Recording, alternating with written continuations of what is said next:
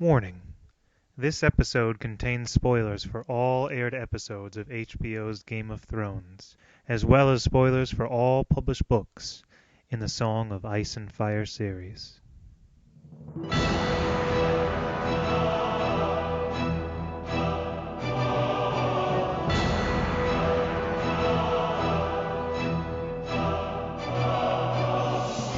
You are listening to a podcast of Ice and Fire, episode 128 for the week of December 15th, 2013. Welcome back, everybody.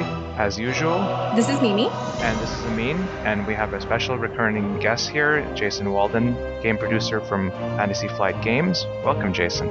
Hi, everybody. Hi, it's great to have you back on the show. Great to be back.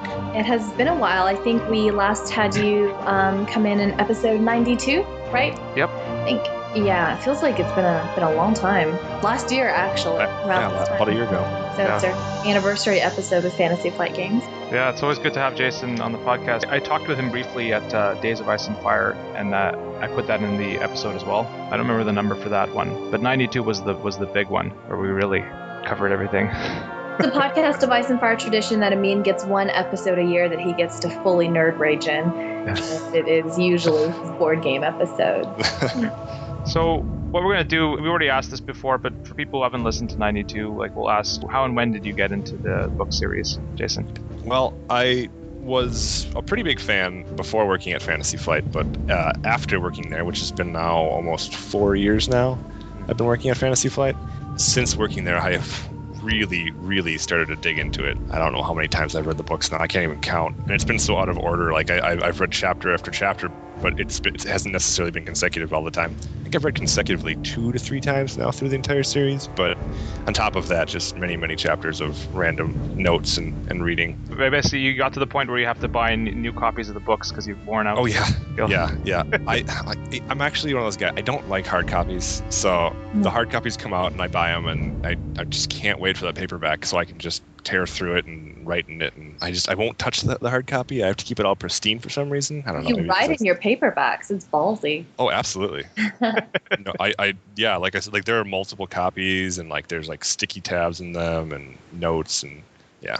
The paperback, they don't hold up very well. When you fling your book across the room every time someone you like dies, that book falls apart in 3 minutes. Yeah, I only did that once, but yeah.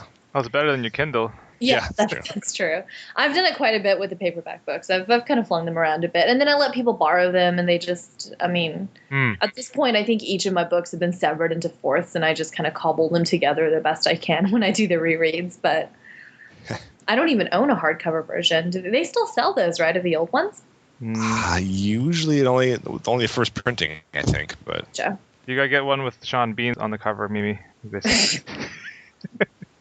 Been avoiding those like the plague. Actually, I have a copy of Game of Thrones that, I lent out to at least 10 different friends over time, and they would write their name after reading it, and that one is in 3 pieces right now, I think. But they would write their names in your book after reading it? Yeah, after they were converted to Ice and Fire. Just signing off on it or something? Yeah. You Canadians are weird.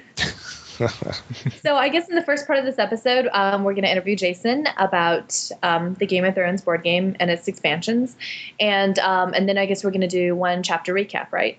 Yep, that's what we're going to talk about. One of Jason's favorite characters, Stannis, as an aside. I do love me some Stannis. But you like Stannis, Mimi, right? Yeah, I love Stannis. Yeah, didn't you say you'd married him or something? I mean, let's be real. I've said that about every character at one point during the course of this podcast. But I strongly supported Stannis' bid for king, and I still do. So I'm sure you've covered it before, but just out of curiosity, because I probably haven't heard it, who do you hate the most? Who do you hate, Mimi? I probably hated all the characters at one point. There are so many characters, but typically the one that everyone hates is Roose Bolton. And there's some characters that Ramsay, yeah. Yeah, Ramsay Bolton is not redeemable in any way whatsoever. But right now I don't think that I truly virulently hate anybody in particular. Just because I feel like every character has really interesting potential. I think you didn't like Sansa in a Game of Thrones, but you liked her later, right? It's the Game of Yeah, Thrones. definitely by Feast for Crows. She was really, her character was picking up a lot more and becoming more interesting. I mean, it was a slow burn for her, though, because a lot of the other Stark children became more interesting immediately. But, you know, certainly her character has turned around all the way. And I mean, I really like Littlefinger, too. I think I've hated on him intermittently throughout the course of the podcast. But, I mean, when I really think about it, there's no one that I'm just wanting George to kill off intensely, you know?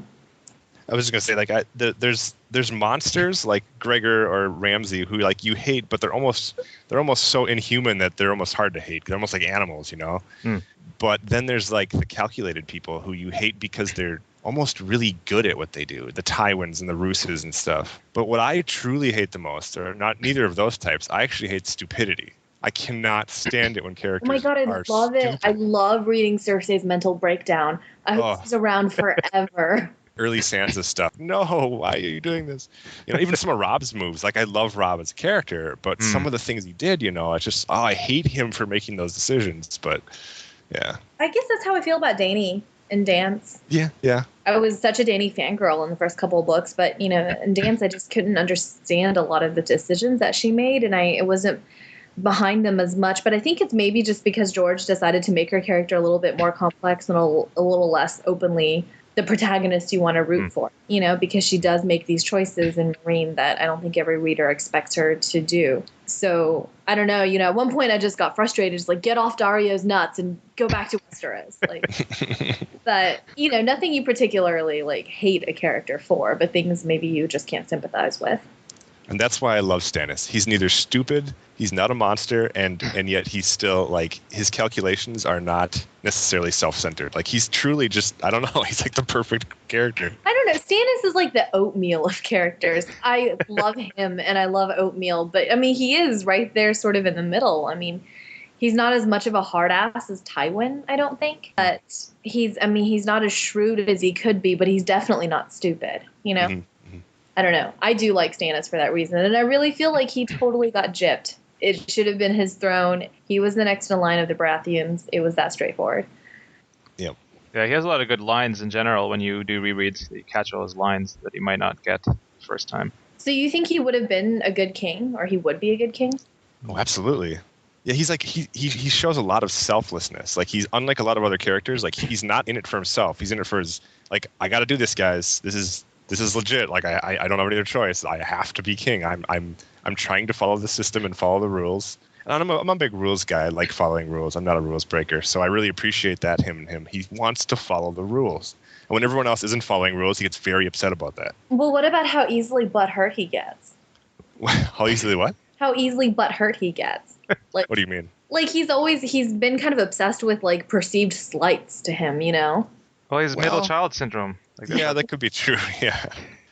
I don't think he would be mad at somebody for following the rules even if he disliked the rule. I'm pretty sure he's not angry at Courtney Penrose, right, for not wielding Storm's End. He's like, sorry, dude, you know, I got to take it. But he's not angry. He's angry at Renly. He's like, oh man, why do I have to kill you? This sucks. But I think it would be interesting. Like, Ned and Stannis would have been interesting if they, as a combo, working together. If Stannis could get over his jealousy of Ned.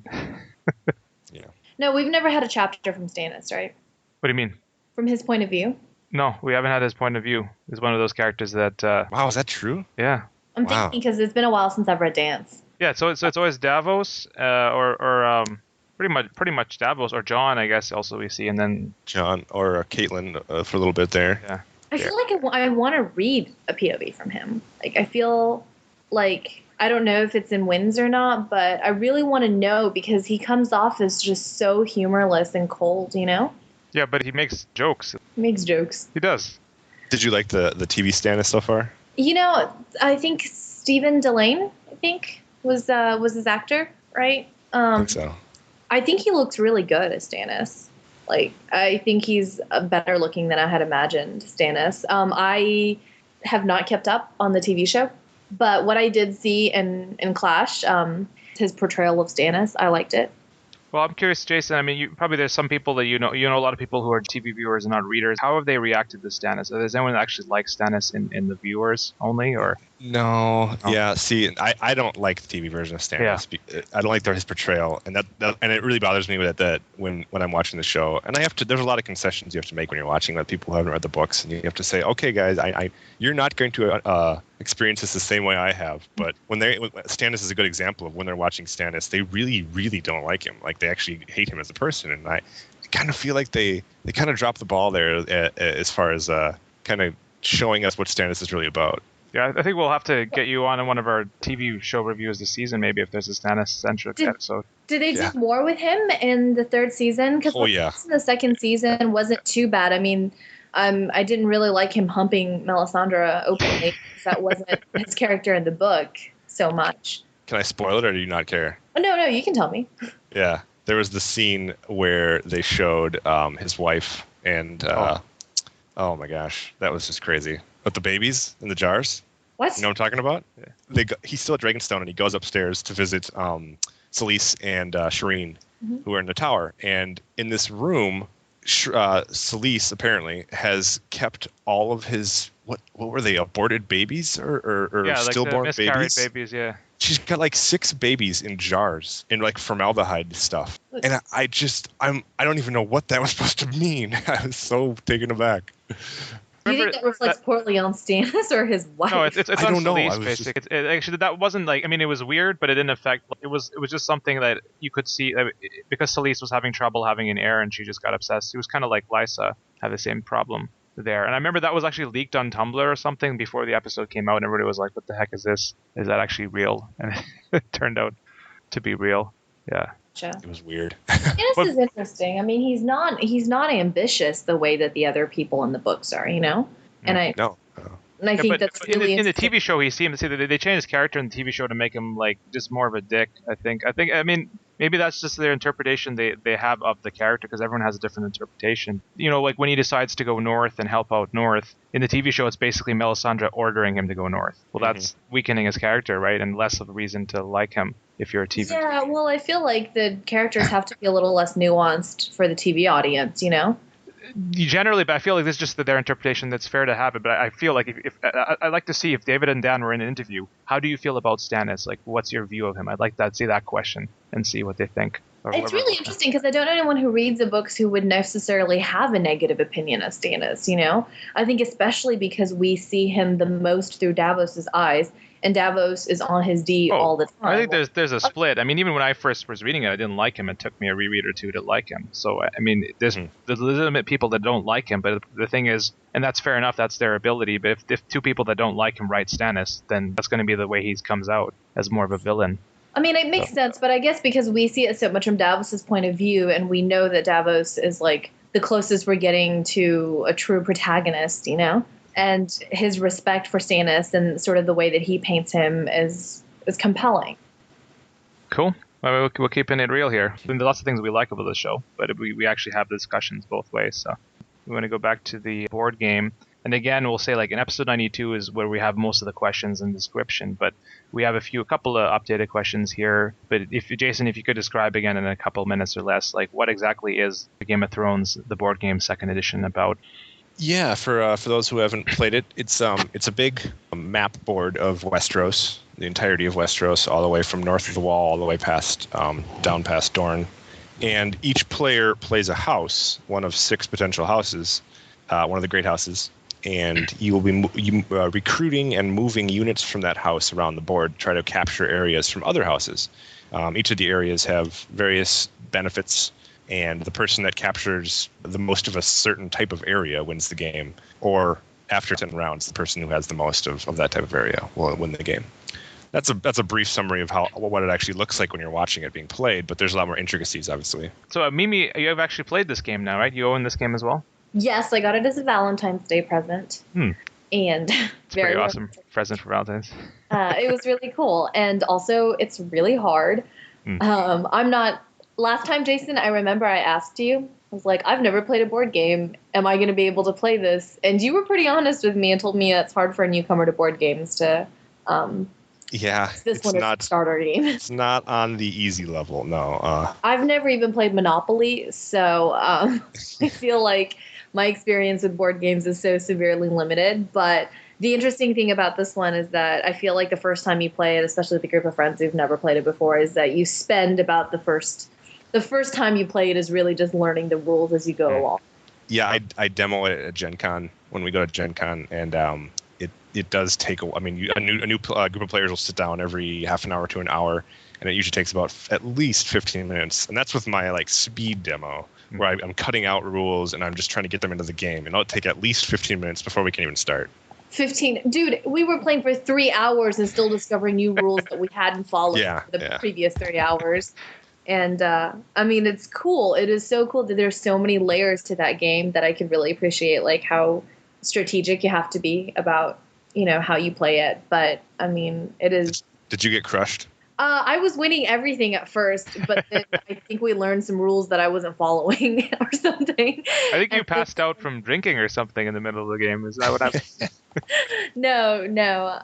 I had to rage quit, but I think we weren't doing it right because like we would play for 2 hours and like not get to muster. So I don't think we were drawing the cards correctly either. It was still really fun though while we were doing it. And it definitely is one of those games where you're just like texting each other, like trying to form alliances on the. Oh yeah, I've had that happen. What house were you? Do you remember, Mimi, when you played the first? I believe I was Baratheon.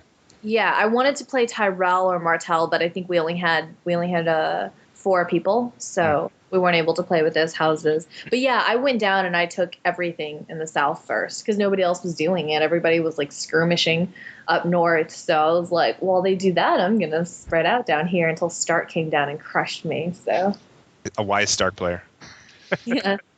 So I do look forward to playing it again. I just feel like I've got to have a better grasp on the rules.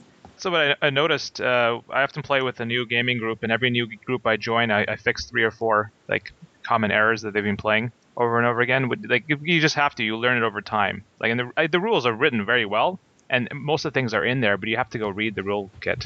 Don't just like play it without. I figure next time I play, I'm gonna hold the rule book, and I'm just gonna make stuff up to benefit me as we go along, because it's the only way I'm ever gonna win. Subterfuge like that is part of the Game of Thrones, right? Yeah, you guys, it's Baratheon's turn to muster every 3rd round. Out of curiosity, what rules do people get wrong a lot? Actually, I made a thread about this. I gotta look that up. I was mentally slow, but it was like 3 hours in, and we're like, "What the fuck do you do on a port?" Ports, yeah, you're right. Ports are tricky. Yeah. Like people think, for example, like that you have to muster ships in a port or through a port, whereas it's any like if you have the muster points touching the water, you can do it. You don't need a port there. Yeah. Do it. And then they're like, well, what's the point of a port? They're like, wait till I crush your fleet, then you'll see what the point of a port. Meat was just telling me, like, you have to use the strength of the sea to win. So I guess we can go straight to questions here. Just basically ask all the questions I had, but we got some from our listeners just since last time, so that I thought would be beneficial to go over. Here's one of them from Silvana Martel. She was asking about, like, I know the answer for this, but it'd be good to hear it. What's the benefits of the messenger raven? Like, for example, she thought that the blade or the fiefdom's track being first on there, having the Valyrian steel blade is quite powerful when you're in fighting. So what exactly is good about having the raven? The raven itself, or the top position of the King's Court track, I think, in my personal opinion, is the strongest track. That's my personal opinion. Yeah. And it's strong for a couple of reasons. Number one, you get the raven, and the raven allows you to, after all of the orders are already on the table and everyone's already revealed everything, you have the chance to interrupt everything and replace one of your orders. So you'll look around the board and you'll see where the attacks are forming, where the raids are forming, and you'll be able to counter that sometimes perfectly by replacing an order at that time. That is huge. To have that type of information is really, really important. And then if in the case that you don't want to do that, you have the secondary option. Instead of replacing an order, you can look at the top of the Wildling deck and read the entire card and then place it on the top or the bottom. And that information is also very useful because you might be able to fake your way through the next time the Wildlings attack and tell everyone that, oh, this is terrible, guys, put a bunch of power in, and then you yourself put none, knowing that you're not going to be affected, letting everyone else waste their power. And then probably the number one thing that makes that track so strong is the stars. The more stars you get, the more starred orders you can play, and starred orders are the most powerful orders in the game. I think a player won't appreciate that until they've played lower on the track without any stars. Then you'll start to wow, this is hard. So those guys without any stars, really that sucks. Yeah, I totally agree. When you first play the game, and then the sword is still powerful, and the fiefdom is powerful in any battle, but that's one battle. Like, hopefully you can use it the right battle. When you can see what everyone's played and you get to do your order, like, you need to take advantage of that. You need to save a good order or two off the board. And sometimes people don't do that. They use all their orders and they're like, well, I can't sub anything in. You have to plan to sub in like your March +1 or something like that. I think it's the second Westeros sticks. Yeah. They have when that card comes up, there's only a couple of them in there, but when they come up, it's your decision whether they bid on the tracks to reshuffle everything around, or whether you collect power, or nothing. So this question came from Jessica and also applied to me as well. She wanted to know if you have any ideas for speeding the game up. She said they found that it seriously stalled when people were battling, placing orders. Some people are hemming and hawing forever until we literally shouted at them to hurry up. So close to implementing a time limit. I kind of ran into that. I mean, on our part, it was mostly sitting around trying to make sure we had the rules right. But, there is a lot of time spent, placing orders in that game. Is there any sort of suggestion you would have for speed? Well, it's nothing we have published, but I have noticed with some playtest groups, for example, it doesn't change the game to do this, but I've noticed some slow groups, maybe some first-time players. It really helps if you have slow players. If you have fast players, I would not do this because it does not speed up the game for fast players. But if you have slower players, I would do each house places all of their orders at one at a time, or one house at a time. And the order doesn't really matter because you won't be able to determine anything from that. But you basically say, okay, Martell, place all of your orders. And then you have all 5 other players staring at the Martell player going, come on, let's go. And the pressure to do that, it increases. When everyone else is simultaneously placing orders, you feel a little less pressure. You feel like, I got time to make this decision. Right. But when everyone's looking at you, you go faster. You will. So you wouldn't suggest just like using a little timer? Well, yeah, sure. If you got a timer, that works too. But the problem with if you get real rules heavy like that, is that what happens when the timer goes off? Like, you can't place any more orders? Then it gets kind of weird because you'll have empty spots because someone was too slow. I don't know. I'm not sure I like that one so much. Yeah, especially how to deal with the timer is tricky. But what I did sometimes is, like, you have a timer, but like somebody sets it off when they're done putting their orders, which actually makes it a little bit longer. So then it's like the same thing as staring at them, but it's like you put it for the last person, or once once one person is done, then they flip the timer and then it starts counting. It doesn't start counting right away. Oh, that's interesting. Because then at least everyone has that, like, the initial without any timing, and then like somebody's done, then they flip the timer, and then it's still a couple minutes off that, which is still better than like the 15 minutes per round. That's kind of cool because if you're a strategy could be just dump your orders as fast as possible and put the pressure on them, Yeah. Like just go and then like hit the timer. Exactly. I mean, half the reason the game might go slow is if you're new to the game, you're learning rules. Well, you just got to learn rules. That'll take time. The other half is just if you have people that take forever. Which, I mean, there was a guy I played with, and he tried to like predict every single order, and even when it was revealed, he'd be like, I could do this and you could do that. You're not a computer. You got to play real time. You're not playing by mail here. So part of the game is being able to make decisions in a reasonable amount of time. So. There's a fairly large play by forum community for this. Apparently, I guess. Oh yeah, there's like 100. I think they're in the 150th game right now, going on at the same time. Yeah. So there's quite a market there for that. I've never tried it, but there's a lot of downtime in the game when 2 people are fighting or something's going on. You should already be thinking about your plans for the next turn at that time, right? Oh, definitely. Yeah. It doesn't just start when it's like the time to put orders down. You should probably have like 80% of your orders already planned. It's only the 1 or 2 that you're figuring out in that point. Okay.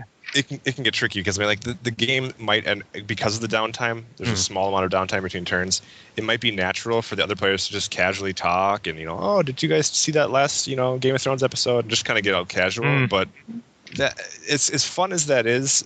You're really there to play a game. I mean, I don't want to tell people how to play the game, but I find it best if everyone is focusing. And sure, absolutely.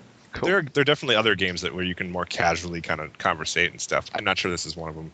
Okay, question for you. Is there any plans for an updated FAQ for the base game or the expansions? Yes. Oh, so it's on the works right now, or? It's in the works. Cool. Excellent. I'm in charge of making that. So if anybody has any additional questions, you can be sure that I'm working on getting that complete.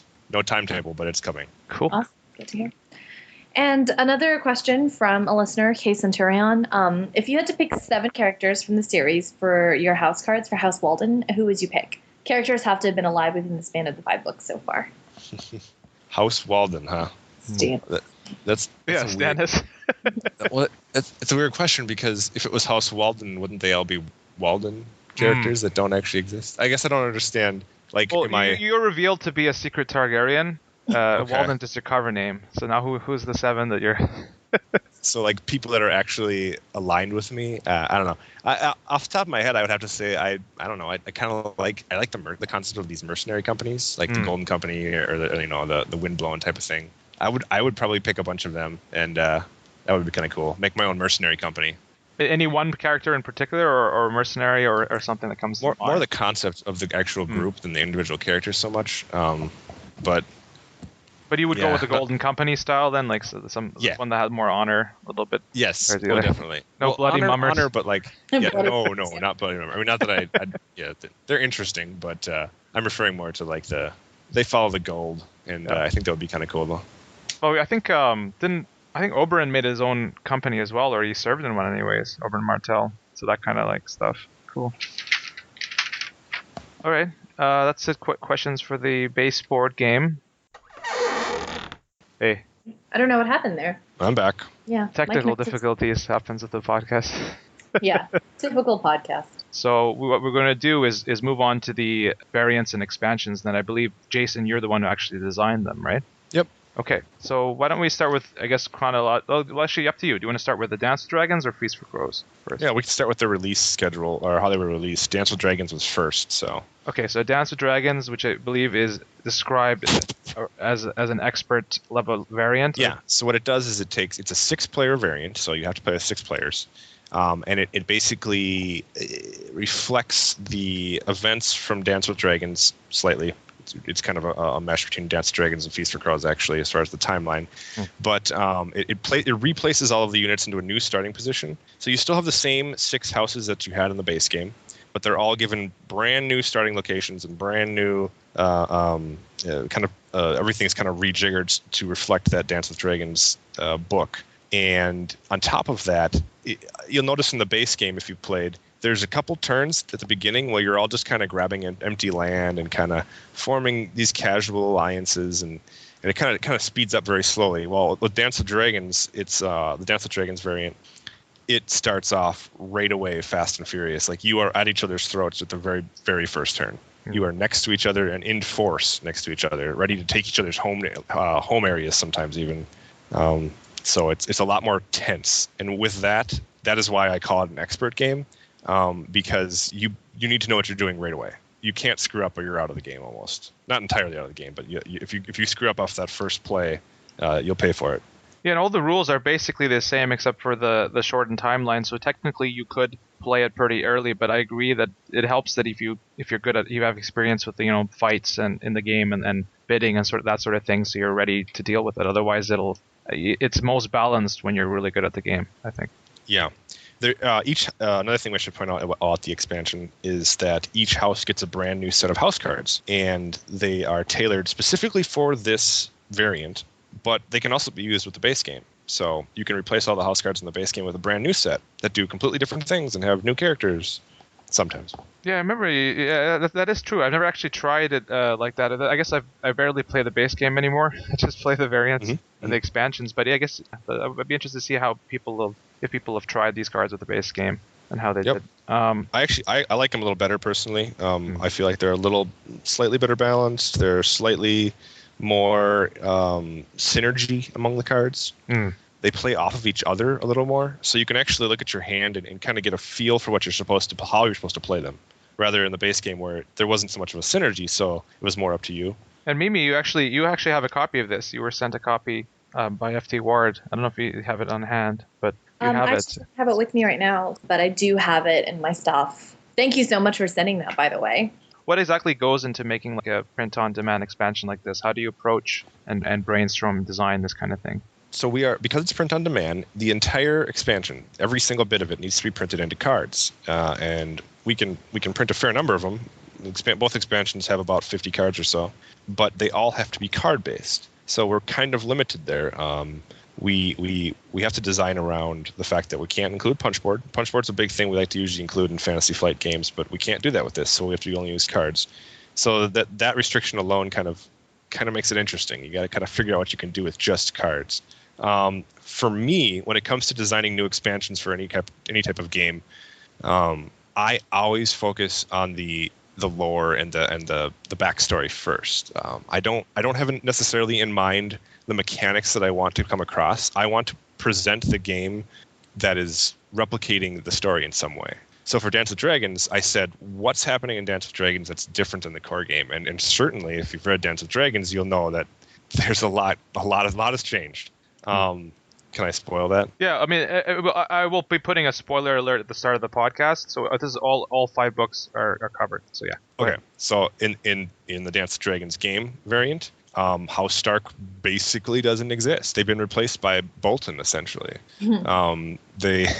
Most of the cards are gone. You won't see Editor or Rob or Caitlin anymore. They're not there anymore. They're replaced by Ramsey and Roose, as well as some of their allies. So it kind of replicates that. Same thing with Stannis.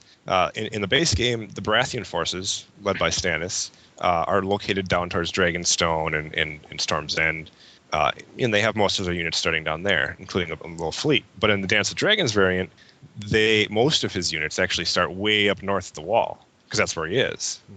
He has a very small token garrison in both Dragonstone and Storm's End, but the tough part for him then is he has to decide, what do I do? Do I take Winterfell? That's a strategy he has to determine right off the bat, or do I actually march back down south and defend my home realm, which is Dragonstone and Storm's End? So it's just an example.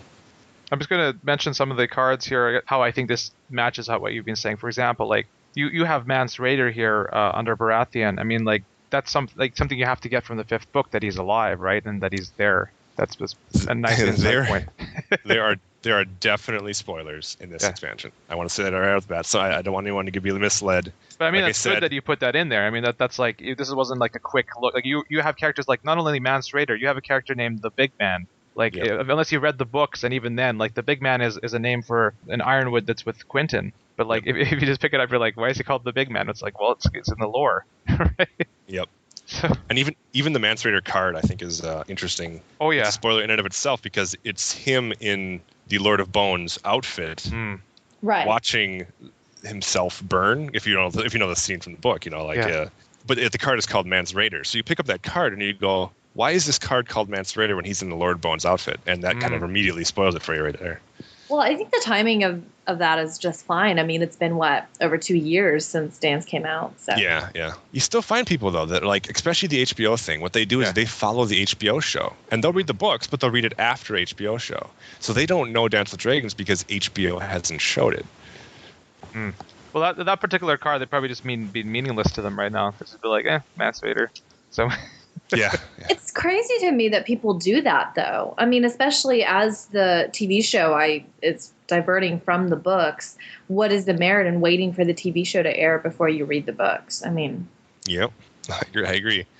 I mean, I heard that season 3 was a lot closer than season 2 was, but I mean, I know plenty of people who do that, who are like, oh my God, I can't wait till the next season. I'm not going to read the book until it airs. But it just seems that what you read is is an inconsistency from what you watch. So I'm not sure why a person would do it in that order, or why they would wait like a year to figure out what happens to characters. That happens in a lot of mediums like anime or manga. There's people who would watch an anime and want to wait for the next one. They don't necessarily jump to the manga and read it, right? Some people like the thing they got first. So, as you mentioned, Stannis is in here as well, and he's really powerful. He's basically an anti-support bomb, so it gets rid of support orders, which is cool. One other thing I wanted to mention, so as you said, you kind of reworked it again. For people who played the base game, Ramsey and Reek are in here and they're paired together. The cards affect each other, which is really cool. But also it seems like a more balanced version of because in the base game you have Roose Bolton that gets all your cards back when you lose a battle. In this one you can get one, like it gets the 2 cards back. I think it's more balanced. Like it's like a rethought of way of rather than just give you all your cards back, which is a bit much, I think. Are you referring to Ramsey and Reek? The way they can, like, Reek can get you back Ramsey and himself, depending on the situation. And then Ramsey himself actually gains. He's a 4 with 3 swords, which is pretty much the most strongest card of the game if Reek is in the right position. Cool. I think that's it for the cards. Let me just take a quick look here. Cards. Oh yeah, and 2 others. Margaery Tyrell is really interesting. I guess that kind of also matches her political power, and the Reader is really powerful as well from the Iron Malins. So You can see that you're a fan of the series when you made this. You weren't just somebody who just read it and made it, which could still make a good game. But I every one of those abilities, I really wanted them to reflect the character themselves. I mean, for example, there's Walder Frey, who his text says any player who grants support to your opponent must grant that support to you instead. So he's the backstabber kind of character like that. I really liked to bring those character traits across. You know what would be cool, and somebody mentioned it in terms of future cards, would be Sir Robert Strong. Would be a cool card, I think. That would be interesting. But the artwork for that too. There is a Kyburn card, which kind of emulates that. His art actually has a dude kind of in a stockade, and he's got blood all over his. Oh wow! Yeah, and then the effect is that you can discard two available power to choose a house card in any player's discard pile, and he actually gains the printed strength. So essentially, he's bringing somebody back from the dead to fight for him. Nice. I mean, if that's what Robert is, who knows? So you're the artists as well. Like, did you describe them to do these things? Like every card, or did they do some of them themselves, or some of them already made? It's kind of hard to tell. We have it's called an LCG. It's a living card game based on Game of Thrones that has lots and lots of cards that have already been done, thousands, I would imagine. So I pulled probably most of that from those card games that were already made. So I didn't get to commission a lot of it. I did commission some because we didn't have a character for that, so I had to pull out and commission one. But most of them were already done. Yeah, here Roos has leeches on him in this picture. Yeah, yep, he's creepy. See if since we're moving past this and we're not going to do it again, and see if there's anything else that we've missed here. But here's an interesting, and Jon Snow, you can raise or decrease the wildling track with him. One interesting variant, just for fun, I thought would be cool, because it caps at 10, but it'd be cool if you actually let it go to 12, because then what that would do is it would start an immediate wildling bid in the middle of the turn. Right there in the middle of the turn? Yeah. Wow. Which could have a huge effect depending on what card is there. A huge effect, yeah. So I haven't actually tried that out yet, but I thought that'd be a fun little house variant to try out. Just take a black Sharpie to the, I think it's a parenthetical that says to a minimum or to a maximum of 10. You can just cross that out. Another example. Sorry, Mimi, if we're boring you here. Is this okay? Oh no, I just have not had enough experience with the game to chime in. You'll have to re-listen to this, or anyone who plays the game, re-listen, and you get more out of it, right? And in Dorn, I think, and I mentioned this because I reviewed the game, is your first example, I think, of just this whole set being thematic, like you showing off Doran's abilities to be careful and building up. It's like it's a themed set of cards for the house. Yep, they're intentionally meant to delay and stall and just wait. Yeah, for everybody else to kind of wear down, and then towards the end of the game, when you have the advantage, you can strike pretty hard. All right, I guess we will move on to A Feast for Crows, which is again. Well, is it termed an expansion or a variant? I think I see it as an expansion. It's an expansion that has a variant, I guess, if you want to say it that way. But I think, and you'll describe it to us, but I feel like this expansion, you really put a lot in there. Given the limitations of only having cards, I think you did a great job of adding a lot of content. So go ahead. Yeah, it worked out really well. We had a tournament for it at the Days of Ice and Fire that went over pretty well. So what happens in the Feast for Crows? Like what kind of game is there? So this expansion is for 4 players, whereas the other one was for 6 players. And this drastically changes the game in a way that even Dance of Dragons didn't. Dance of Dragons is still the same game. You play it the exact same way. It's just different setup and different house cards. In this one, you're no longer playing for the same victory condition. In the base game, you want to acquire castles and strongholds. There's areas in the boards that have castles and strongholds. In this expansion, you no longer are going for castles and strongholds. What you're trying to do is fulfill a series of objective cards that are in your hand. You actually, each of the objective cards has a certain number of victory points you'll receive for completing it. And there's a big, giant deck of random different objectives that you want to control and fulfill. So the first person to complete enough of those wins the game. In addition to that, there is a new house that we introduced, which is House Aaron. House Aaron gets a whole set of 7 house cards, which were not in the base game, but they're playable in this expansion. Talking about, again, cards and references, I mean, they have Elaine Stone in here. You added there a Sansa, so again, and really cool abilities there. And Littlefinger has a cool card and cool abilities. So The Aaron's, it all revolves around their victory conditions. Each of the houses represented here, which was Aaron, Baratheon, Lannister, and Stark. Each of the houses have a single objective card that they can do over and over again. The rest of the objectives they'll be cycling through them, but each house has a single one that is paramount to them to gain victory points. And for House Aaron, their whole goal to complete that objective is to hold more power than everyone else. So all of their house cards revolve around power and power gain and taking power away from other people. So if the 4 podcast hosts we get together, we got to play this one. There's 4 players, maybe. And that's another thing that works out really well for this one is the normal game, even the 4-player base game is hours, 2 hours minimum, most likely 3 or 4. This can be played and is easily played within an hour. So it's super fast paced. I played it a lot, both online and in person, and I've really enjoyed it. It's a nice spice to the game.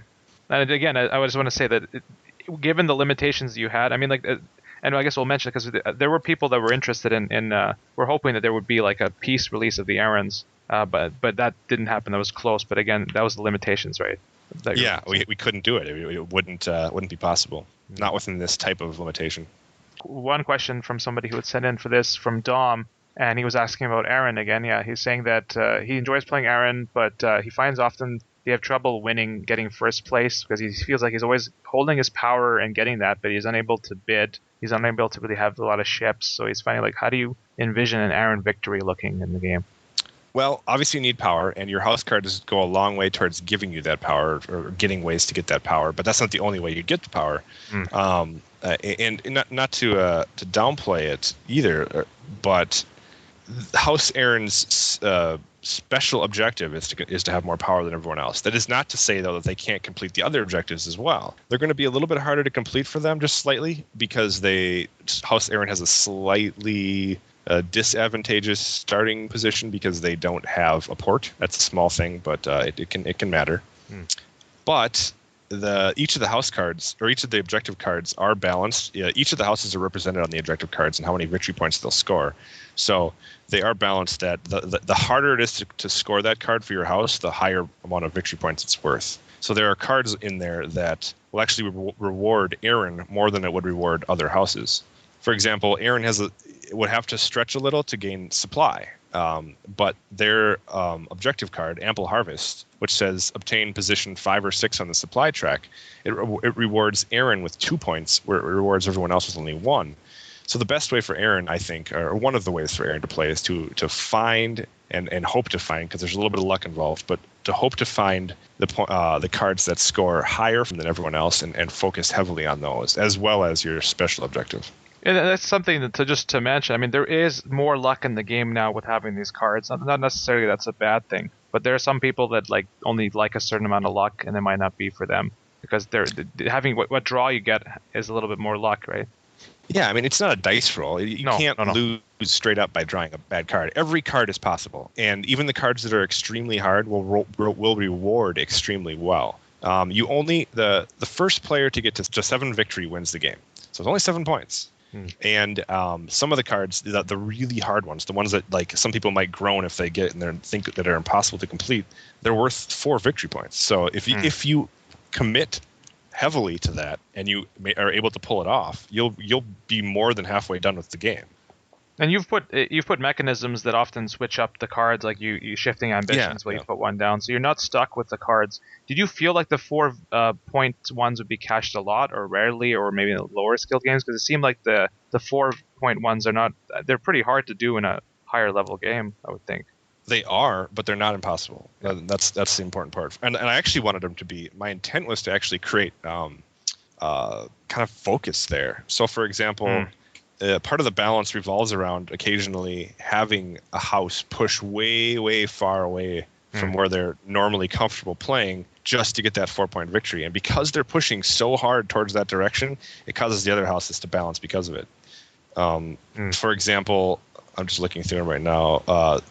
There's one called Hold Court, which the objective is control King's Landing. And House Stark gets 4 points for that. That's huge. And it really, I mean, if you think about the board itself, it's not that far. I mean, House Stark puts a couple ships down, and they're within. I think range that's the easiest one of the 4. For example, that card compared to the other 4 VP. This is only a minor point; doesn't really affect it. But if you look at the other ones, they're harder than that, I think. Well, if you look at, I think you have to take in consideration that the starting position, which revolves around Baratheon and Lannister, completely surrounding it and fighting viciously over King's Landing. True. So if Starks wants to take it, they have to go not only get down there, which requires going through Aeron's boats and Baratheon's boats, and then finally pushing both Lannister and Baratheon out of King's Landing. So I mean, it's a little bit harder than it sounds. None of them would really affect the balance because you're right; they would put their whole game toward orienting toward that particular goal. But you have 2 other cards you could catch as well at the same time. So I feel like Aeron is a difficult faction to play, but I don't think it's unbalanced. I think you just have to play the game. I think you got to play like 10, 20 times before you can say it's unbalanced. Like I've played a lot of times, and I think overall it's good. But I feel like still, Aeron, you got to know what you're doing. Like it's not an easy one to jump into. It's not. No, I would say it might be the hardest in the sense that it's the least forgiving. We'll put it that way. Yes, the least forgiving. Yeah, that doesn't necessarily mean it's the hardest. A good Aeron player actually will do pretty well, especially compared to some of the other ones. I feel like if they often win, it'll be a quick win. Like they got to pull the points on quickly and jump to it. So which they can do. But yeah, I mean, like you're right. It's nothing like a dice roll, but there is some luck. I mean, there's some European players who didn't. But there's luck in the base game as well in terms of the Westeros cards. And things like that. But somebody who had been playing it, like these European players, they actually play, and this is completely opposite to the way you intended, but they play with their objective cards revealed, so these people can see what's on the table. Oh no, I don't like that. I'm just kidding. You can play however you want. It's not big deal. Exactly. That's the beauty of it. If you don't like it going one way, you can just play a little bit differently at your house. You can. That's the freedom of it. So, okay, how are we looking for time? Because we have a couple of quick questions in terms of the future, and then we go to the chapter. Is that okay? Or and the Stannis thing? I'm good. You good, Mimi? You okay? Yeah. Okay. Do we need like a break to get some water or anything, or are we good to continue on, or what? No, I might need to jump out before you guys hit the chapter reread though. Okay. We can do that. Okay. I did like some of the future questions that you had put aside of me. Sure. Is anyone that you want to ask specifically from the list? You want to me? Yeah, of course. This is only something that I feel really strongly about. But as far as future material for the expansions, as far as future material goes, do you think you would pull anything from Duncan Egg? For this game, I don't know. I can't see it happening, but it doesn't mean we won't. It doesn't mean we can't. We have the rights to it. George would need to approve it personally, but I don't know. I'm not really seeing a vision for that, I guess. It's not necessarily stuck in Duncan Egg's time, but the Blackfire theme. Like the Blackfire Rebellion and stuff is interesting, but is it really that different than what we already have? I mean, I'm not really sure. Couldn't see, like, you can't visualize something coming out of it right now. No, I can't. And maybe it will happen, but I just couldn't do it right now. But I just think the Blackfire Rebellion stuff is really what's kind of interesting, but I don't know if that would honestly game, you know? If I was gonna do another one based on a different time period, I am more inclined to do Robert's Rebellion first, at least. But I don't know. Again, that's just me speculating. And you haven't read Princess of the Queen, but you are planning to read it. Oh, definitely. Well, I think you'll enjoy. It'll be a good read. Okay. Related to Days of Ice and Fire, does FFG? Do you hope to have another one like in 2014? I do. I can't speak for the company. I haven't heard definitively or one way or the other, but it went over really well. It always goes over really well, and I don't know. Cool. But I mean, they've had it every year for a couple of years, so like unless something they've goes had it wrong, every year for like 5 years, or 4 years, so. Yeah, and George used to go there as well. I mean, he's got busy lately, but it'd be cool. Well, he went once. Oh, a couple more quick questions. Again, you could just say no comment if you can't answer it or whatever answer it, but I still should ask it. Is so like, I guess we don't even know if there's going to be Days of Ice and Fire, but would there be another print-on-demand expansion then, or? Nah, I can't comment on that. No comment. Okay, moving on. Let's see. Oh yeah, I guess we were talking about other. So you thought Robert's Rebellion would be good, but what about Essos or something like that? Or somebody said a city-focused game like within Marine. That's kind of pushing it, I guess, the limits.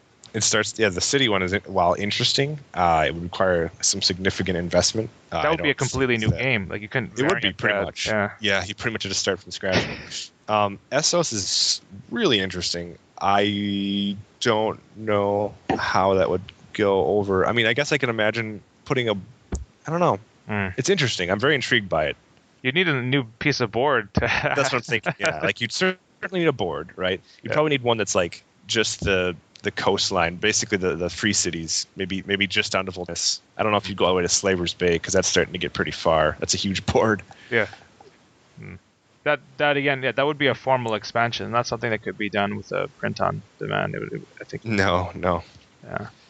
So again, I guess I had asked this question before, but I'll ask again, even if it's the same answer. Like, is there any thought to an online version of Game of Thrones or a computer version or something like that? Be interesting. I don't know, to be honest. but just to say again, the people are playing the by forum or online like all over the place and across different countries. So I feel like there's a market there for it. So. You're seeing more and more board games come onto tablets and stuff. I have a whole bunch on my tablet that I just really enjoy, and we've certainly done it as a company. We've translated some of our board games into apps. That's true. That's what you have done some of the other games before. Yep. So, Elder Sign was an app, and a couple smaller ones too. So you have no idea if it's going to be done, but would you be happy if it was done? Like, would you be? Oh yeah, you'd smile on it. Yeah. You'd be smiling. Yeah. Okay, and one final thing I want to mention. Last time I mentioned the idea for the Battle of the North thing, just a fan-made stuff. We actually worked on that for a bit, but I played a 9-player. There's a couple of 9 players. One was made with the first edition when it was out. Some people made it, and now somebody made a second edition, which I played that has like Aegon and other people. And yeah, it took all day. It took 10 hours for me. Did it really? To play. I won in the end, but it was like a Pyrrhic victory. I was like burned out from playing. But I was thinking the benefit of an online or computer version is that with the rules, program, yeah, it won't let you fuck things up. Yeah, I remember I played Magic the Gathering. You try to play wrong, and it would be like, eh. Yeah, exactly. It would actually it would exactly put the right rules on you. So. Well, it'd be an interesting way to learn how to play the game, Yeah, but I guess that programming it would also be difficult because you have to put all the correct rules in, including like those little situations that. Yeah, I can imagine so. But then that no one's just making up rules as they go along. Well, basically, if you play with me, then I know the rules. Just trust me. Yeah, the rules usually result in you winning. Could you describe your 9-player game more? I'm really curious. Okay. How did that go? How did it go? Yeah, I was Lannister, and apparently, like, I felt it was, like, I mean, anyone can make their games, but the balance will vary. I felt it wasn't very balanced. First of all, they put a lot of like strongholds and castles in the middle, and it was still a 7 VP. So it looks like they completely redesigned the map. Oh yeah, you print out the map. It's like a completely redesigned map. I can send you I'll post up the link, and I'll send you the link afterwards. But it's a bigger map, and the factions. Like for example, in the north you have Bolton and Baratheon. And I guess Aaron is up fighting up there as well. There, and then you have two Targaryens. You have they kind of predict it. They have like Aegon coming over, and then Dany. this purple Targaryen and like white Targaryen. And Dorne, but the problem is, Lannister. It looks like Lannister could win on like turn 2, so everybody beats them up, or they're gonna get crushed. So I tried to avoid being a threat by like not going for that turn, because that'd be boring to win on turn 2. Like, why would you play with 9 people to win on turn 2? It'd just be dumb. So I just like turtled in the middle, and I built a huge like footman army. And then again, they have just ridiculous cards. There's a card they put where like I think it's Euron Greyjoy, and it's like immediately destroy footman or ship. This is just ridiculous, right? It's like, so I basically turtle inland, and I tried to get supply and get power and hold the middle. And basically, like, I was fighting like 4 people, so I cycled my cards like 10 times during the game. And another interesting thing was like, and this was in the original one as well, there's 4 Westeros decks. They add a 4th deck, and that one has crazy things like kill half your knights or something, or lose half your ships and all this other stuff, and like random stuff. So I thought that was coming up, so I just built lots of footmen, and they didn't hurt me. But and then there's one card that says winter has come, and the game ends when that comes up. That's how I won. I kept trying to get a tie break until that would come up, and then it came up. So no, I have a hard time. I mean, without actually seeing it, I have a hard time envisioning. Let me see if I can find the map for you. Like, we'll cut out the gap, but I do want to send you the map. So let's see. Enter there is the website. Yeah, enter.there. Let me paste this here. Oh, this one's on Reddit. Well, he also made like a 6-player version of your Feast for Crows type game. Oh, really? Yeah. Interesting. Again, I didn't feel like it was fully balanced, but it's fun. Like I think it'd be fun to play. That's the website, and then under expansions is the, or I think it's under there. Let's see. Winds of Winter is what they called it. Unofficial 9-player expansion. Winds of Winter. Like he is a dedicated guy. I mean, maybe you guys should look at if you're looking for people to hire. You can see he puts a lot of work into it. Like he's made all the pieces and stuff. Huh. I think there's a map here. Instructions. There's the map. Oh yeah, the map's there. The second link that I sent has the map. All right, let me look. Oh wow. Yeah. It's huge. You have 9 people sitting around it. So it's actually bigger, like physically bigger. It's physically bigger, yeah. But Oh. you can see the problem. If you look in the middle around Harrenhal, there's a lot of like castles and things around that. In fact, they have a rule now that Harrenhal doesn't count toward victory points, because otherwise you can get 7 like immediately as Lannister, because there's like 5 touching each other in the middle. And there's no one opposing you, or I mean, No, you start so you start in King's Landing, and then everyone jumps on you, because otherwise you get it and win. But the problem is, like, and the only reason I won is because I'm skilled at the game. I know how to do battles, because like many times people were attacking me and I just like use support. I did all kinds of tricks to win. Otherwise you just get crushed in the middle, and eventually Greyjoy will come and kill you. And there's even like, if you look at the west, there's even an extra territory by the water. So if he takes that one ocean, he can get like 3 territories off. Oh, So yeah. I feel like Greyjoy is overpowered in the game once he gets there. He just starts a little bit south and has to come up north again. So I don't feel like it's balanced, but it is fun. So Very interesting. cool. All right. So what we're going to do now is pretty much, we're almost done, I guess. Mimi, so you're not going to stay around for the reread then, right? Or you are? No, I gotta get going. I'm so Okay. sorry. Okay, do you want to, how much time do you have? Like 10 minutes? You got to go right now? I have to get going now, but Okay. can you guys do the reread without me? Sure, we can do that. Do you want to say anything and wrap up for yourself then, Mimi, or? As far as this episode, no, but I do look forward to talking about the Princess and the Queen with you guys on the next one. Cool. All right. Thanks, Awesome. Jason. Appreciate Yep. it. Okay. So what do you want to talk about, Jason? I mean, like, how's your time, and what do you want to talk about? We can talk about A little bit of time left. What do you? because you want to talk about the Battle of Ice. Well, I mean, what are we at? 9? We gonna do the read through? Oh, up to you. We could do the reread instead if you want, and we can always chat about that some other time. Do you want to do I got the some reread? notes on it. All right, let's do the reread then. So we're going to do Arya. Let me see. I believe it's Arya 9 from A Clash of Kings. Do you want me to do the summary, or do you want to summarize it Go ahead. in a couple of sentences? Or No, you can go Okay. ahead. all right, this is a pretty important chapter for Arya. We see the exchange of. Oh, well, let me make sure it's not crashing though. Let me make sure this is. My Skype crashed. You there? Yep. Okay. Sorry about this. Is taking forever. By the way, Nope. it went longer than expected. So we'll just power through the chapter and go get Okay. the notes then. So summary: Arya 9, really important chapter. Arya uses up her 3rd wish and from the genie. A fall of Harrenhal to Roose Bolton's forces. She gets the coin, which she uses later on. All kinds of stuff happened this chapter. And so you had a couple of notes you wanted to mention? I had a Sure. couple. I actually, having read it again, I have a couple questions I'd like to Sure. discuss. If you Yes, don't mind.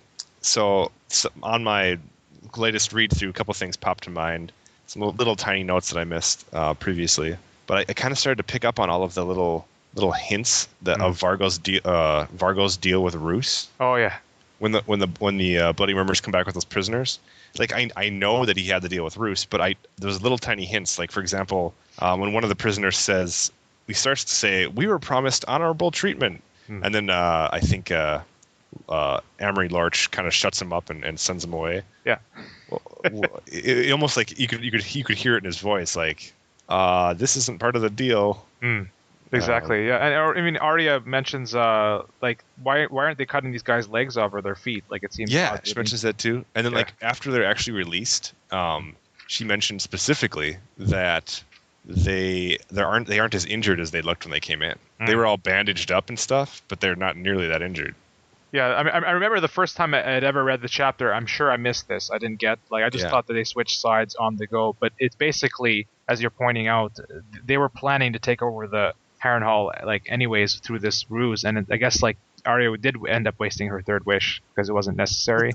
That's what I'm really wondering about too. When it comes to like an actual question, is how much did Arya actually affect this? I mean, she did. She's the one that released them, but how else would they have done it? Would they have done it with just the Bloody Murmurs? As you mentioned, later on too, was it Robert says, I didn't see you guys when he came to our camp to treat, and so like, so it's obviously they had a plan. Yeah. And they would have, I guess they would have just turned on them. The only reason why this has an effect is if Vargo Holt was going to backstab them again and not turn on them, then it has an effect. Like if he wasn't going to go ahead with the deal, but it seems like he probably was. He just hadn't gotten around to doing it. Yeah, exactly. It almost seemed like you said, like she wasted her last wish, and if she would have just sat tight, maybe thought a little longer, all of a sudden they would have gotten out, and then she could have saved that for Tywin Lannister, or who knows. Yeah, but I mean, we always, I mean, on the podcast especially, we've gone over like the wish thing many times, and like, oh, we wish she could have done something, but ultimately it would be too powerful. Like George wouldn't allow her to have that effect in the story. I know, but you gotta, you do the first two, you know she's kicking herself, and she's going, seriously, I just killed off those bozos for nothing. And the third one is completely out of her control. At least she tried to use it for her advantage. Yeah. It happened, but in the end ended up doing nothing. But here's the thing about Jaquin. I still don't get, like, why is he doing this? Like, why is he really, these 3 lives saved, that important to him that he has to do this? And that I thought that too. Like, what's up with his god? I mean, what god? What god exactly is he following? He's following the. I think just the many-faced god. The many-faced god, right? But, and so there's something about that Jaqen believes about, you know, the death being repaid, but why is it his responsibility? Yeah. Like, I don't know. I feel like this is actually, and he seems to act it very well. Like he seems worried when Arya says his name, but I almost would think that he's just testing Arya, and he really wouldn't go kill Tywin. He said go Tywin, he said screw that. Maybe he's just trying to test Arya out and prepare her for becoming, like, joining the Faceless Men. Maybe. Although if that being said, he's a very good actor then when he's like pretends to be scared, like, for himself. So I don't know. Like I feel like it would make more sense that he, like, and then it would make more sense, like, narratively, that he wouldn't really have gone and killed Joffrey or something like that. So it wouldn't seem like such a huge waste if he wouldn't do something like that. But and there's the question of where did he come from? Like, why was he in the prison? Why was he in prison? Yeah. Well, what did he do? Why did he get caught? How did he get caught? Did he kill somebody? Did they catch, like? Well, I mean, you've probably heard of the theory of Syrio Forel being Jaquin. Yeah, I've heard it, but I don't know if I mean, it's popular, but not likely sort of theory. But the idea that maybe he was there on purpose in jail is possible. Like, but I don't know, why would he put himself in purpose in jail and let himself be tied up? Like, I don't know.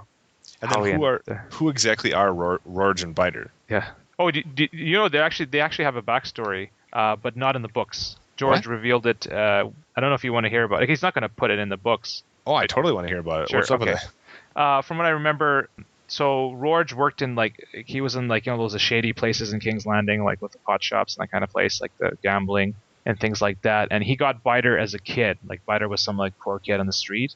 And he basically, like, threw in Biter to fight, like, dogs in, like, a dog pit, and then, like, eventually with, like, other animals, even bears maybe. So he basically turned Biter into what he is. Like, he filed his teeth and turned him into, like, the half animal. Well, that's why but Biter's kind of, like, loyal to him and kind of like a deranged pet kind of way. And so, yeah, he basically just raised Biter from a young age and led him to be what he is. Did he bite off his nose?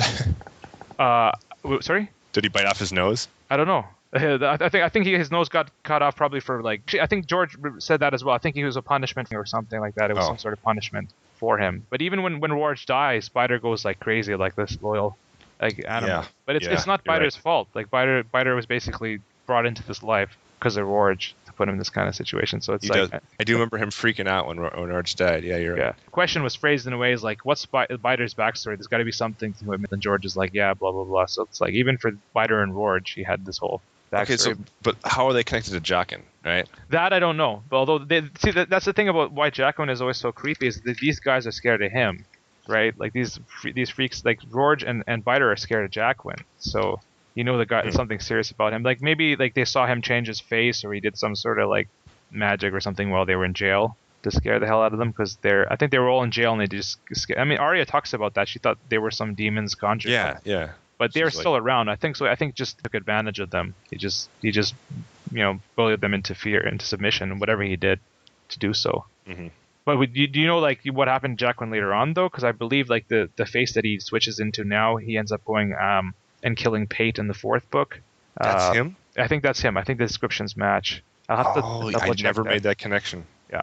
Okay. All right. Yeah. I like that. Yeah. I'm hoping he's not gone. Well, it's either that or he's the guy who killed Balon on the bridge, but that guy doesn't have a description. It's just a faceless man. A faceless man did kill Balon though. But then again, like, how would he get hired by Euron to do that? Like, while he's here, so I think he's the one. And he says here, I have things to do. I have duties to tend to. It's true. He does say that. Chapter. So, I'm pretty sure it's the same guy. I'm pretty sure that the description matches the guy who gives. And I think it's the prologue of Feast for Crows. Yep. You can go check that, I guess, after this episode. That does add a lot of a meaning to that prologue, because otherwise, you're reading that and I didn't really get a lot from it. Yeah. Because there's the whole Sorella Illyrius or whatever her name is. Oh yeah, like why is she there? Sand viper? Or no, she's a sand snake. Yeah. Yeah, the sand snake. Yeah. Those would be some cool characters actually for the game, is the sand snakes, the cart. Oh, we do. We actually the living card game has them. Or? For the living card game, we did. It was 2 cards in the same set. One of them was Illyris and the other one was Sorella, but they were the same, drawn to be the same face. Because it's still a theory whether they're actually the same person or not. But we drew they had the artist draw the same character on the same face, and then kind of let the players go, hey, how about these 2 guys? And so if you don't know anything about the story, or if you haven't heard the theories, you kind of look at the 2 pieces of art and you kind of say, this is weird. They kind of look alike. Oh, that's really cool. That's like really, again, shows true fandom, like to have to do something like that. By the way, I have the card game now. I've got the core set. So I'm planning to build up some decks, and if there's Days of Ice and Fire, and if I come to it, then I would play. That'd be cool. Yeah, it's a fun game. It's hard. And we're hopefully going to have Damon Stone at some point. Like I've even talked. Yeah. Talked to him about that. He said he was looking forward to joining you guys. Cool. It'd be good to have him on here. Again, I have the card game. I don't know much about it still, even though I've played like once or twice. But it'll be good to get his descriptions and questions. And like, does anyone ever like mention to Damon Stone that he has like a very Ice and Fire name? Or I guess I don't know. I haven't heard anybody say anything. It is totally. It's right out of the books. Like it fits. It's a badass name. It's like was that mentioned during the hiring process or just All right, back to the chapters. Any other notes you wanted or questions you had? The only other question I had, and this is a little more broad, and it's but I always kind of, as much as I've researched about it, I still haven't quite put the pieces together, and that was the timeline of Roos's betrayal. Where and when did he ally with the Freys and Lannisters? And I'm thinking it was around this time. Like even when he took Harrenhal, did he still have it in mind to betray Robb? I think it depends on what you describe as betrayal versus empowering himself. I think from the very early on, he was bleeding off Northern troops and battles. Yeah. That's technically betrayal, I guess, but maybe he's still like meant to serve Robb just as like make himself a stronger supporter of Robb by getting rid of his rivals. But I think it's slightly after this chapter when it finally turns. Like, I mean, the chapter before, which we just covered, is when Winterfell falls to Theon. So that was a key thing that he mentions in the 5th book. That was going to be the end of Robb, was the fall of Winterfell. The thing is, he's in a perfect place right now to be like negotiating with both the Lannisters and the Freys, because he's got all these Frey troops with him.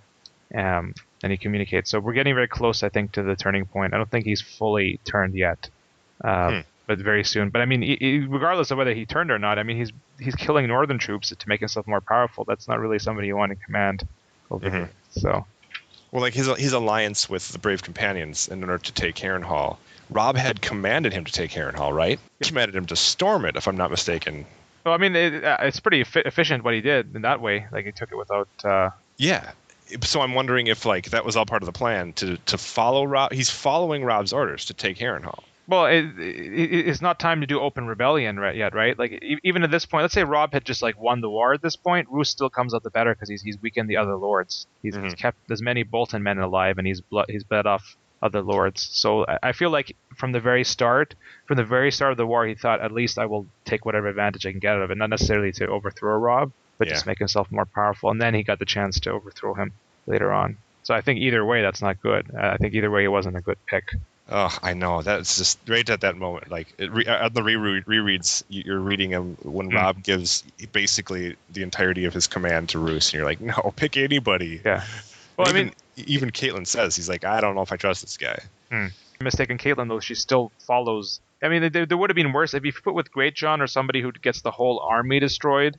Like by charging, that would be bad. But you have all these other people you could have put in. He had nobody else that was smart enough, though. I mean, like all it takes is an intelligent commander. But you'd think there's somebody that was a military. I think mind. so. I think that was a mistake. And the weird thing is because in the 5th book, John says like that Eddard like had told him that he didn't mislike the Bolton, but he never trusted him. Well, didn't he tell Rob about that? He should Rob not to trust him. So and then the Bolton history is so bad. So yeah, but I mean it was really like a comedy of errors with like Theon taking Winterfell and then Rob messing up the marriage. All these things stacked together that screwed him over. And if things had gone a little bit different, and like even if Rob had been alive a little bit longer and if Tywin had died, that might have scared them from going against them, right? And like I totally blame Rob for the marriage thing. That was his fault. He totally screwed up, big huge screw up. But I do not blame him for sending Theon. That was a smart move. He promised Balon king. He could be a king. Balon was a dumbass. Like really, he was. I mean, I don't know. I mean, he took the North. It kind of worked, but he's not going to hold it. Like even against the North, like even the worst case scenario, the North could probably hold him off. Like just the people that like demand release, it's not going to like take. It's just too much, I think. Well, don't you think it fell? I mean, ultimately, their plan, the Ironborn plan, failed when Balon died, and Euron took everybody and went the other direction. Oh yeah, that was he basically abandoned it. That was completely horrible because then he attacked the Tyrells. He pissed off everybody basically. Like, but had Balon been alive and continued with the plan, I think they could have fortified and supplied the coast. North. I think, but the problem, and you're right. Balon himself thought that they were going to take Winterfell at some point. He's like, "Oh, we'll take Winterfell," but I feel like not for the long run. Like they're not good in land, and they still have all these guys. Like if Roderick hadn't screwed up the whole North and lost Winterfell, I feel like it would have been difficult. I mean, maybe if they put like everybody there, if they commit, you're saying they commit their full force to. Well, I mean, when Theon / Reek goes to Mount Caelan with the tiny little garrison they have left, the little Ironborn garrison that they're all rotting away, yeah. They're all waiting for more reinforcements. Yeah. They were told to hold that, thinking more would come, but they just never came. Yeah, whatever chance they had was totally screwed over by Euron. But I feel it would still, even in the best case scenario, like I think Asha's scenario where they try to negotiate a peace or take the coast works best. Or if they'd got Bran and Rickon as hostages, they could have done it. But I feel like a complete conquest of the North would have been difficult because Rob only mustered half his men. He didn't have time to muster the other half. And that's why he had half up north still. The half of the North, like from the start, I mean, some of those guys have died now in battles and stuff up there. But Rob only mustered half the strength of the North. The other half wasn't fully mustered because it would take too long. Okay. Down. Well, that makes a lot more sense then. The fact that Roderick could still summon men. Yeah. I mean, Stannis picks up a bunch of those guys from the clansmen, right? Like those guys were just too far off. He couldn't wait for those. Like basically, as George himself said, like the army that Rob takes down is half of the North's strength. The other half wasn't fully mustered, and then that's why it's also important for Stannis that there's guys there to like. If Rob had completely drained the North, and then it would be useless. But there's still men out there, and Stannis has some of them. So yeah. Do you read the little nuggets that George writes, like the little extracurricular stuff? What do you mean? Well, I don't know. Like, you seem to have a lot of the little informations about things that like George wrote. Does he have like a? Oh yeah, actually on Westeros.org they have a record of it. Like I think it's called So Spake Martin. Yeah. Something that has that. So I do read that. They have everything he said. Is it? I've glanced at it, but is it pretty full of nuggets like that? I mean. Oh, for sure. Tons of nuggets, and usually Elio looks over. Like he's able to confirm a lot of them or list if it's not confirmed or not. So yeah, it has things like that, like things like the numbers of like each area. Which he himself says like he doesn't want to give because first of all like numbers are hard. First of all numbers are not always accurate in the world, and he tries to reflect that. And it's somebody's interpretation of a number. Or... Exactly, yeah. But he still gives that answer that only half the North was mustered, the other half was there. So yeah, it's worth looking at. There's lots. Yeah, definitely. Anything else you say or? No, that's probably all I got. Okay, I think maybe we'll just wrap up. I think it's getting a little bit long. Yeah. I might do this. I might talk about this chapter in the future. I think you and I have talked about what we wanted to talk about. So, yeah, thank you, Jason, for joining us again. It's been great. No problem. That's great. I enjoy it very much. Cool. And thanks everyone for listening out there. Check us out on our podcastoficefire.com website, on our forums, on Twitter at APOIF, Facebook and DeviantArt. And hopefully this month we'll be recording Princess and the Queen. And we'll also be doing a Christmas Filks episode, number 2, hopefully. And we'll see you next time. Good. Thanks, Jason. I'll have to send you our Christmas Filks. What we did is we made songs in Game of Thrones style from Christmas songs, basically. Like you change the lyrics. That's funny. Sing it out.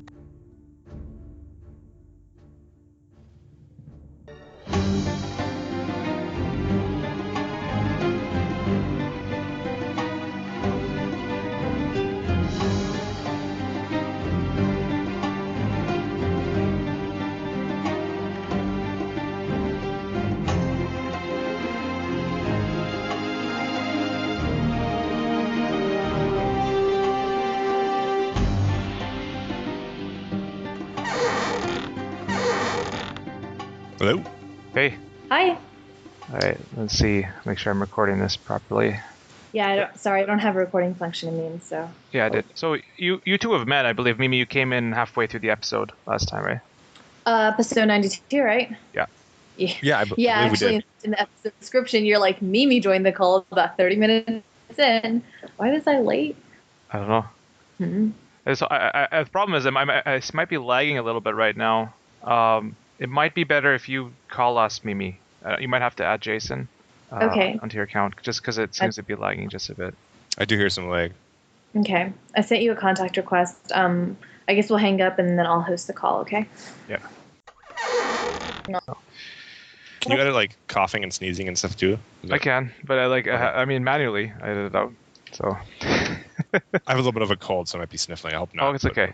Yeah. There's this one person who always is like, "Amin, stop clearing your throat in the podcast all the time." But usually, No. Hey, so everyone's asking us when we're going to talk about The Princess and the Queen. I haven't read it yet. Have you? oh yeah, I have. We'll talk about it on the next, I'd like to talk about it with Kyle and stuff present, you know? So yeah, can we do it this month? That'd be good, right? Yeah, I mean, did you guys talk about it already? If you have, then. No, because he hasn't read it yet. We just said we were going to do it. That's all we said. Because obviously we're going to do it, right? But even already, people are like, "Hey, where's the thing?" I'm like, "It's not a job." Yeah, everyone's been asking about it, so I was like, hopefully we'll just. We'll do it. This is the 2 episodes I want to do. I went the Princess and Queen this month and the Christmas Filks. Okay, wow, you churned out a lot this month. Yeah. Okay. No. Because we say whatever we want, but we don't necessarily publish everything I say. Definitely don't publish anything I say. Mimi just gets cut out completely. I'm not even in any of these episodes. Just have somebody else say her lines. Good. Looks like it saved properly. Okay, good.